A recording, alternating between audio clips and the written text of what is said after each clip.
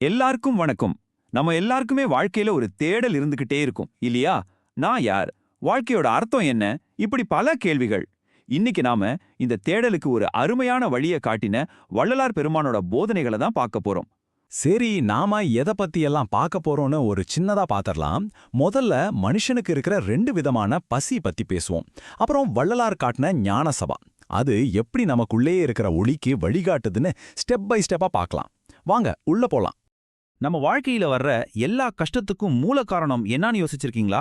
வள்ளலார் ரொம்ப சிம்பிளா சொல்றாரு, மனுஷனுக்கு இருக்கிற ரெண்டே ரெண்டு விதமான பசி தான் எல்லாத்துக்கும் காரணம்னு. இப்போ யோசிச்சு பாருங்க, நல்லா வயிறு முட்டை சாப்பிட்ட பிறகும் மனசுல ஒரு மாதிரி ஒரு வெறுமை இருக்குமே, அது என்ன? முதல் பசி வயிற்று பசி, அது சாப்பாட்டால தீர்ந்துடும். ஆனா ரெண்டாவதா ஒரு பசி இருக்கு, அதுதான் ஆன்ம பசி. நான் யார் அப்படிங்கிற அந்த தீராத கேள்வி. வள்ளலார் இந்த ரெண்டு பசியையும் தீர்க்க ஒரு வழி சொன்னாரு. சரி, இந்த ரெண்டு பசியையும் எப்படி போக்குறது? இதுக்கு வள்ளலார் ஒரு அருமையான திட்டத்தை உருவாக்கினாரு. அதுல ஒண்ணு இன்னொன்னுக்கு வழிகாட்டுச்சு. அது என்னன்னு பார்க்கலாமா? முதல்ல தர்மசாலை. ஏன்னா பசியோட இருக்கிற ஒருத்தனால இறைவனை பத்தி சிந்திக்க முடியாதுன்னு அவருக்கு நல்லா தெரியும். அதனால முதல்ல சாப்பாடு போட்டு வயிற்று பசிய போக்கணும். வயிறு நிறைஞ்சாதானே அடுத்த ஆன்மாவை பத்தி யோசிக்க முடியும்.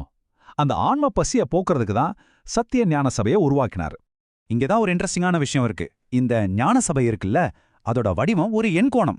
ஏன் அப்படி? ஏன்னா அது அப்படியே நம்ம தலையோட அமைப்பை பிரதிபலிக்குதான். அதாவது நீங்க ஞானத்தை தேடி எங்கேயும் அலைய வேண்டாம், அந்த கோயில் மாதிரியே உங்க தலைக்குள்ளதான் எல்லாம் இருக்குன்னு அவர் சிம்பாலிக்கா சொல்றாரு.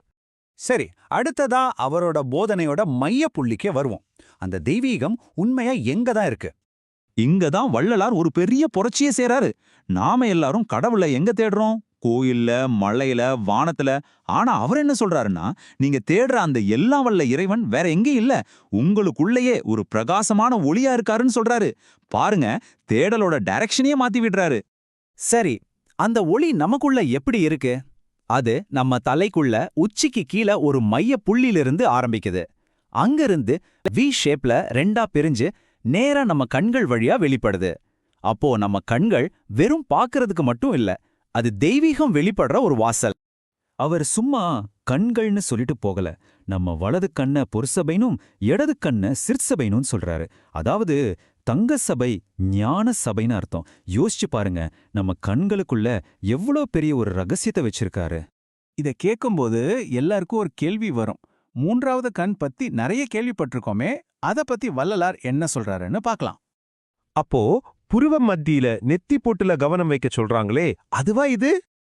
இல்ல, இங்கதான் ஒரு முக்கியமான விஷயத்த வள்ளலார் தெளிவுபடுத்துறாரு. புருவமத்திங்கிறது நம்ம நெத்தியில கை வைக்கிற அந்த இடம் கிடையாது. அது நம்மளோட ரெண்டு கண்கள் இருக்குல்ல, அந்த கண்கள் தான் உண்மையான புருவமத்தி.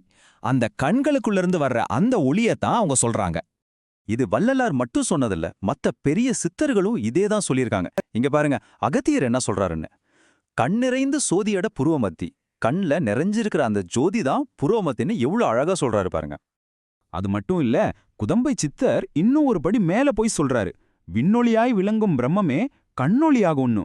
அதாவது அந்த பிரபஞ்ச பேரொளியே நம்ம கண்ணுக்குள்ள ஒளியா இருக்குன்னு சொல்றாரு. நினைச்சு பார்க்கவே பிரமிப்பா இருக்குல்ல. சரி, அந்த ஒளி எங்க இருக்கு, அது என்னன்னு இப்ப நமக்கு தெரியும். ஆனா அதை எப்படி உணர்றது, அதுக்கான பயிற்சி முறை என்ன, அதைத்தான் இப்ப பார்க்க போறோம். இந்த பயிற்சிக்கு பேர் தான் திருவடி தவம். இது கொஞ்சம் வித்தியாசமான தியானம்.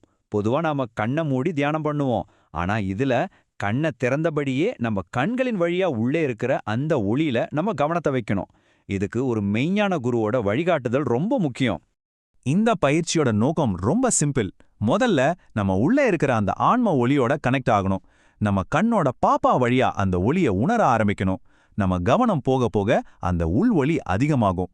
அந்த ஒளி அதிகமாக அதிகமாக நம்மளோட பழைய கர்ம வினைகள் எல்லாம் கொஞ்சம் கொஞ்சமா கரைய ஆரம்பிக்கும். அப்ப பாருங்க, இந்த பயிற்சி வெறும் ஒரு டெக்னிக் மட்டும் இல்ல, இது நம்ம ஆன்மீக பயணத்தோட பாதையே மாத்துது. வெளியே தேடுறதுல இருந்து உள்ள தேடுறதுக்கு. பொதுவா ஆன்மீகத்துல ரெண்டு பாதைகள் இருக்குன்னு சொல்லுவாங்க. ஒன்னு பக்தி மார்க்கம், இன்னொன்னு ஞான மார்க்கம்.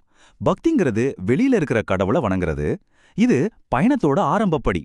ஆனா ஞானம்ங்கிறது நமக்குள்ளேயே இருக்கிற கடவுளை தவம் மூலமா உணர்றது. இதுதான் கடைசி நிலை, அதாவது முக்தி. ஆனா இந்த ஞானப்பாதையில பயணம் செய்யணும்னா சில தகுதிகள் வேணும். எந்த ஒரு கெட்ட பழக்கமும் இருக்கக்கூடாது, எந்த உயிருக்கும் தீங்கு நினைக்கக்கூடாது, சைவ உணவு ரொம்ப முக்கியம், எல்லாத்துக்கும் மேல ஒரு பணிவான மனநிலை இருக்கணும், அப்புறம் வழிகாட்டு ஒரு உண்மையான குரு தேவை. ஆக மொத்தத்துல நம்ம புரிஞ்சிக்க வேண்டியது என்னன்னா, நம்மளோட கடைசி பயணம் எங்கேயோ இருக்கிற சொர்க்கத்துக்கு இல்ல, அது நமக்குள்ளே நம்மளோட மையத்துக்கே நடக்கிற ஒரு பயணம். வள்ளலார் நமக்கு ஒரு திறவுகோலை கொடுத்துட்டாரு.